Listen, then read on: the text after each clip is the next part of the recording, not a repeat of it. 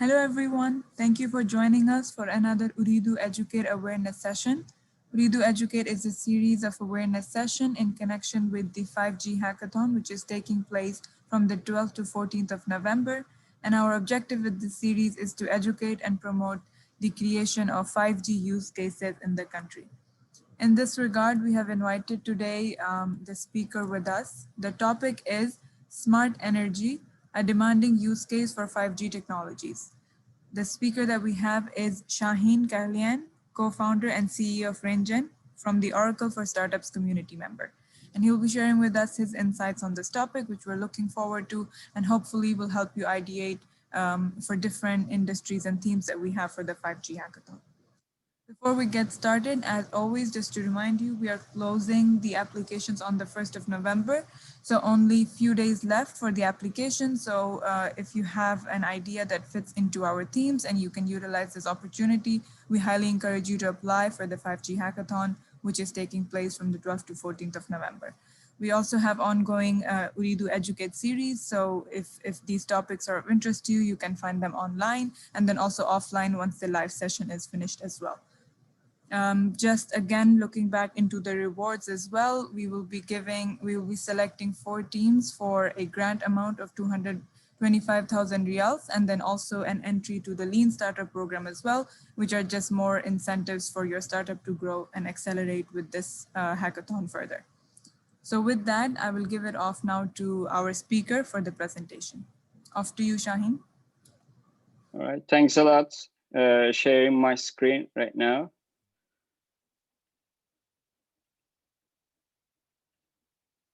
You can see it, right? Yes, we can see it. Perfect. Perfect. All right. So thanks a lot for hosting me here. This is Shaheen, co-founder and CEO of Rengen. It is great to be here with you today. I hope it will be an efficient session for elaborating more in intersection of smart energy applications and 5G technologies. I'm gonna go for like the company information for like 5 minutes, and I will elaborate more in use cases of 5G technologies in smart energy, smart city, smart grid, mostly utility applications.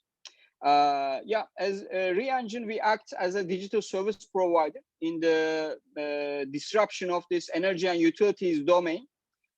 We are mainly empowering the connected and intelligent energy, and we are using IoT and AI technologies for that. So when we look at the big picture, what powers the Internet of Energy? What powers this disruption is like horizontal technologies like Internet of Things, 5G, cloud, AI, blockchain, and so on. They are like disrupting the current business models in energy value chain from end to end, from energy generation to consumption. You see, it's a huge value chain.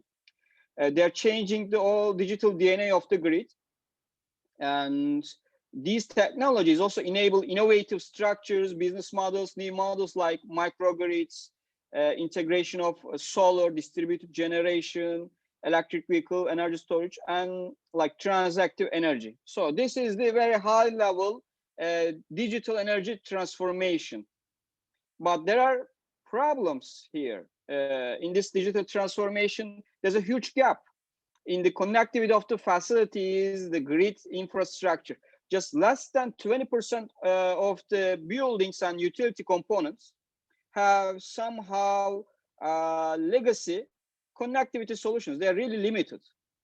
On top of this, they are lacking of data-driven energy intelligence, real-time visibility, and compared to that, more than 80% of the facility owners, operators, grid operators, they believe that the real-time energy and operational data makes them much more competitive because there is a huge competition in utility and energy domain.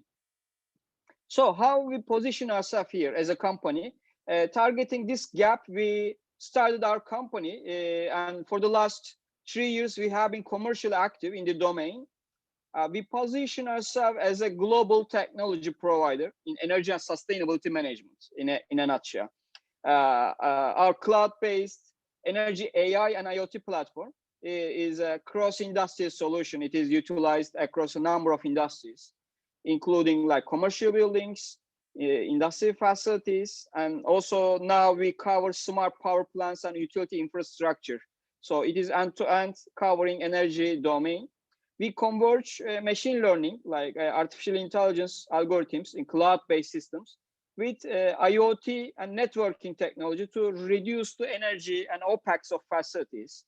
At the end of the day, we reduced energy bills, lower carbon emissions, and increase operational efficiency. That is how our value proposition. We have footprint in 10 countries right now, managing more than 8,000 facilities remotely. They are like properties, buildings, and also power plants. And we have like references paying customers, including well-known brands in their own domains like IKEA, Zara, PepsiCo, Vodafone, and so on, from different industries. And this is our team. We started as 3 co-founders with diverse research and industrial backgrounds from MIT, Siemens, IBM, and similar companies. And we have a strong advisory board. We are right now around 40 people. We have a really dynamic team in London and in our Istanbul offices right now. So yeah, we are addressing the key business problems in energy and sustainability, as I mentioned. And we use cloud-based energy intelligence and networking, sensor technologies. Utility operators, property owners, facility managers, they are facing huge challenges, huge amount of wasted operating expense, lack of connectivity, increasing regulatory push. This is really important for carbon footprint reduction and sustainability. So this kind of new trends is really important for energy and utilities domain. Just to make it solid, I'm going to show you a really fast video, like in a minute. This is how our technology helps, let's say, these kind of utilities and facilities in order to tackle their problem, meet their sustainability goals. We provide this IoT gateway and this cloud-based intelligence with deep analytical engine that helps users to utilize with more energy saving. Also, we have wide interoperability that enables faster field deployment and lower initial investment. We have a robust, secure architecture for big data analytics, really scalable with, let's say, minimizing the risk of cyber attacks. So it is mainly a platform as a service solution, combining different tools, modules, features, algorithms, different vertical applications like utility bill management, energy management, condition monitoring. Like you can see us, consider us as SAP of energy management, and we have vertical solutions on top of it. So we partner with telco companies to serve our solution as a value-added service on top of their digital solutions, on top of their networking solutions. Also, we are partnered with Oracle. We run our platform on Oracle Cloud. We utilize cloud and big data services for bringing this solution to smart industries, smart cities, buildings, power plants, and so on. There is a great use case here for telco operators to initiate new business models with these kind of digital services, utilizing IoT and AI for their customers. And we already proved it. It's a working model, telco and these kind of vertical software provider partnerships. So in a nutshell, our intelligent IoT gateway, as you saw in the video, is really important. It has edge analytics capability. It turns the legacy systems into cloud connected IoT systems, both like Wi-Fi, Ethernet enabled and GPRS enabled for M2M. It can also be adapted to NB-IoT and LoRaWAN applications for smart grid and smart building. So on top of it, we have cloud. We collect, store, and process data in our secure Oracle Cloud. And thanks to advanced predictive algorithms, we provide like unique, precise actionable intelligence for utilizing the feedback mechanisms. So closing the company part, these kind of use cases we realized till now, like you can see industrial plants, retails, banks, enterprise facilities for all like managing or the building energy, smart grid operations, demand side management, increasing operational efficiency and sustainability. So these are some use cases we already successfully finished. So let's look at the big picture again for the utility and industry, energy industry case. When you look at the adoption of the next generation IoT use cases in these industries like manufacturing, healthcare, and so on, you notify that energy and utilities industry is kind of lagging compared to the other sectors. You see the high adoption in the orange, like hot areas are for IoT and predictive data analytics. These are use cases, like most common use cases in the domain. In utilities, it is remote management and continuous process improvement, but it is going bigger and bigger. This market is untouched compared to others, but there are huge opportunities for digital service implementations for telcos and technology companies like us. They are addressing huge challenges, utilities in this transformation, like they need to cut energy costs and emissions, they need to control and adopt new players in the energy domain, such as distributed energy resources, electric vehicles, storage, and so on. And they need to innovate to compete with companies like Tesla, like Google. So utilities right now competitor with such technology companies. So they seek new technology partners in order to compete with them. So there is a opportunity for telco companies here as technology partners of utilities for bringing and actualizing new business models for the smart utility and smart energy use cases. Let's go back one step above. Let's look at the main pillars of Internet, Internet of Energy, and Internet. Let's say IT and IT domain and networking domain. You know, there are a lot of similarities. When you look at in detail, these two domains have lots of similar functionalities, and you can make a strong analogy.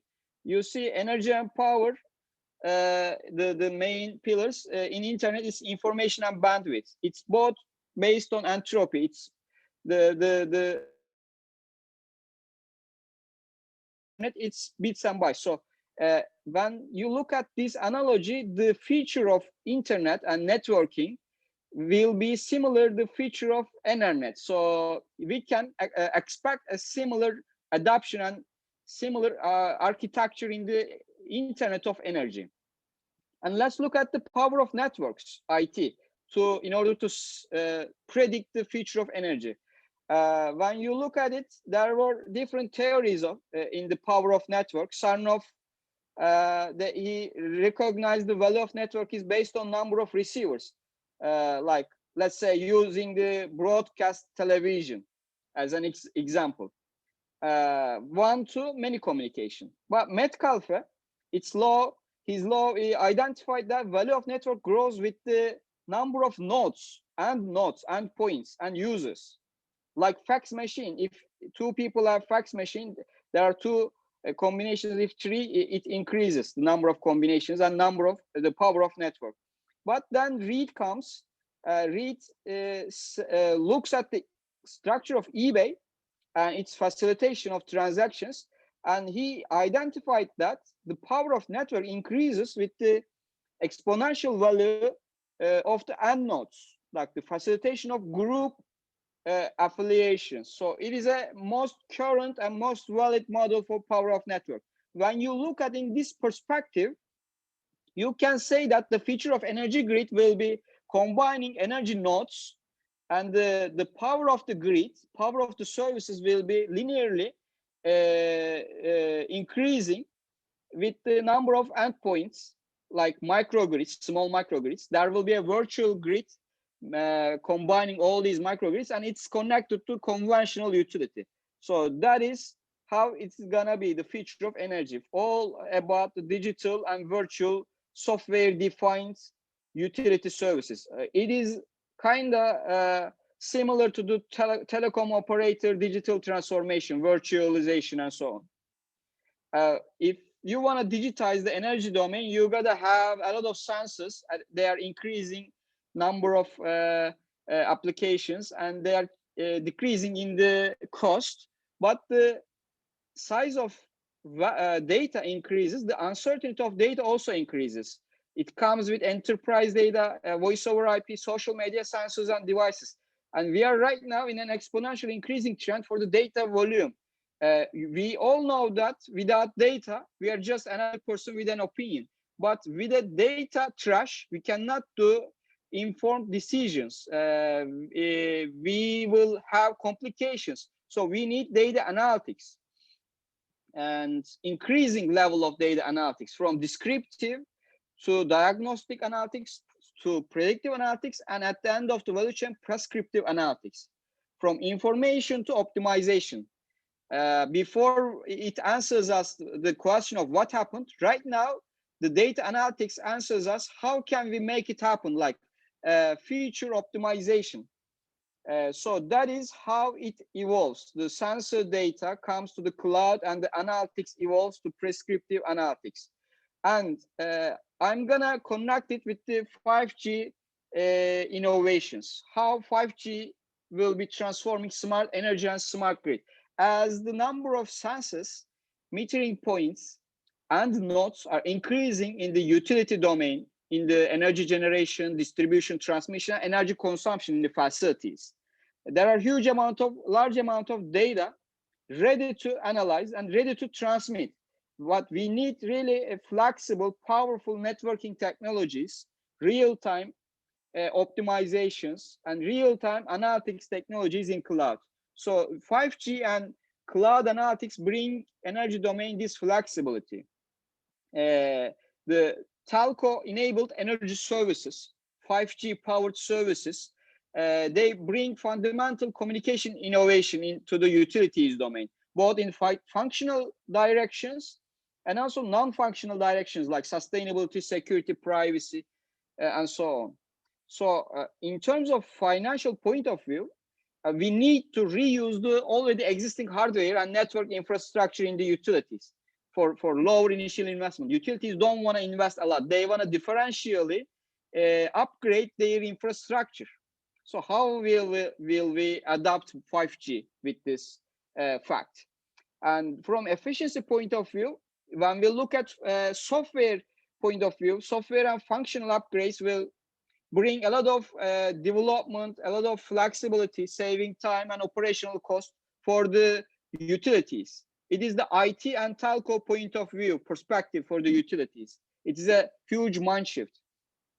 I'm going to show you a current state-of-the-art infrastructure architecture for energy as a service via 5G. It is a current Horizon 2020 project output. I find it in my research.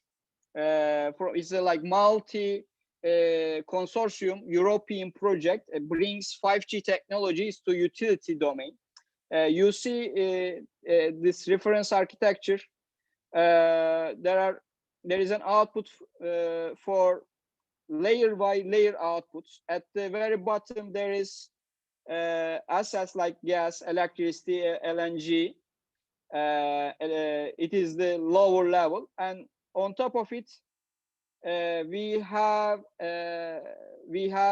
application layer, telecom layer, and application layer. Conceptually, over the energy layer, we consider the telco network layer. It is compiled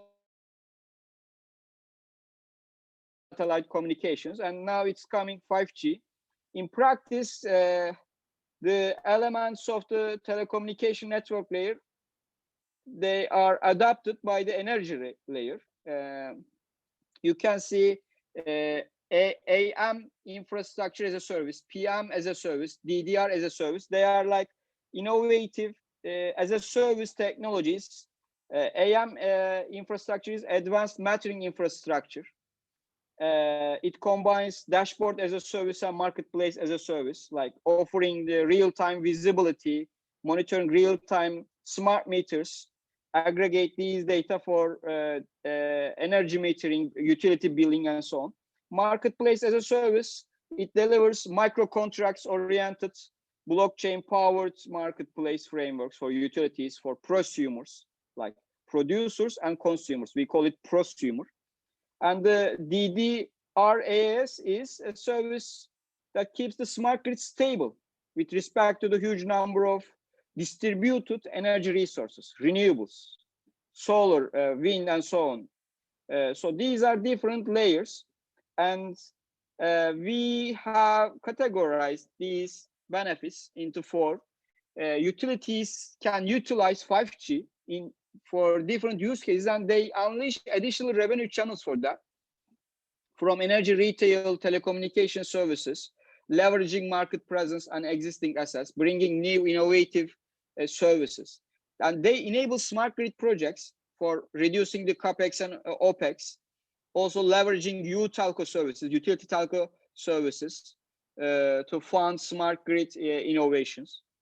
Also, they support community economic financial development to local businesses, and they improve power delivery and quality with reducing the duration of outages and power theft and so on.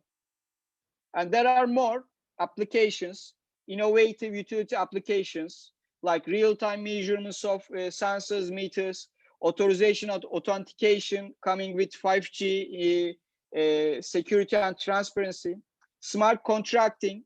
This is like, you know, the application of blockchain technology in finance. Everybody knows about the cryptocurrencies, but it is going mainstream in energy domain as well. The micro contracts are established between energy producers, consumers, energy providers, and there are brokers between for managing all the energy transactions and billings. Remote control of drones, flying drones for security, for maintenance, and so on. And also real-time energy rerouting, optimization for microgrids, and so on. These are all innovative utility applications will be enabled, will be available after 5G is valid and up and running in the utility networks. And at the end of the day, utilities, and also I include oil and gas industries here, you know, they have different verticals, business units, especially like in refining, distribution, exploration, drilling, and processing. All the sensor data, all the cloud-based analytics, cloud-based intelligence will bring real-time visibility, visualization, abnormality detections, predictive maintenance, like secure IoT connectivity, asset maintenance, and at the end of the day, informed decisions and much secure and well-defined operations. So these will be all enabled and will be much going exponentially with powered with 5G networks. This is gonna be the next stage in the smart energy, smart grid, smart building, the digital twins, collecting millions of data points from each equipment, each sensor via wireless and wired communication protocols, combining 5G with NB-IoT, narrowband IoT with long-range wide array network. Combination of all these networking protocols will bring us really well-defined, exact digital twin of all the facilities, equipments, and smart grid components. Then we can optimize them, analyze them in cloud, and do a lot of simulations in real time and apply these output of these simulations to the field in real time. So a really exciting feature ahead of us. I propose a new service for telcos, telecommunication companies, to like partner with software companies like us like energy management as a service for utilities, for facilities, for these verticals: smart spaces, connected field services, remote monitoring of facilities, predictive maintenance of industrial critical infrastructure, and connected factories. These are all innovative services that can be provided by telecommunication companies partnering with innovative startups, scale-ups, technology companies in this vertical. So that is all from my presentation, and I invite you all to join this vision of empowering the connected and intelligent energy. Thanks a lot for listening to me. I would love to answer your questions if you have any. Thank you so much, Shaheen. So at this point, I will invite then the audience. If they have any questions, so please you can write them in the chat, or if you'd like to vocalize them with our speaker. In general, Shaheen, before we get questions from the audience, so I'll also throw out some questions for you as well. Going through just your journey as well, being part or being helped by Oracle as well.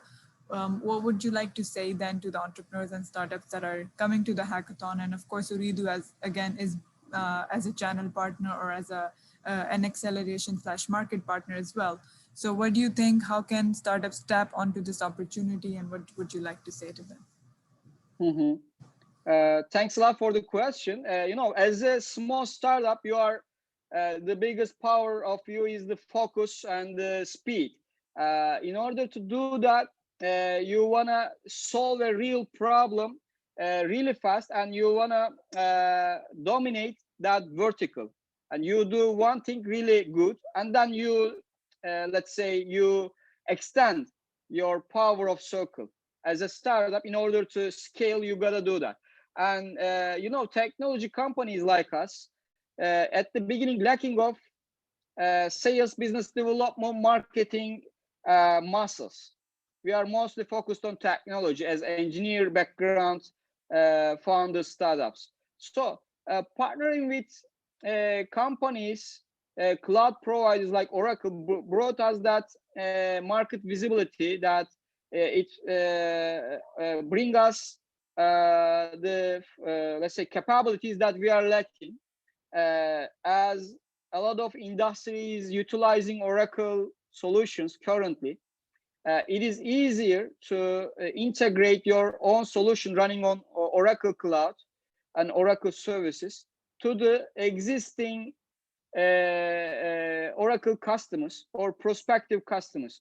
As you are a trusted partner of Oracle, enterprise companies mostly believe in they need to trust to startups, scale-ups in order to work together. So these kind of engagements, partnerships also brings credibility for startups.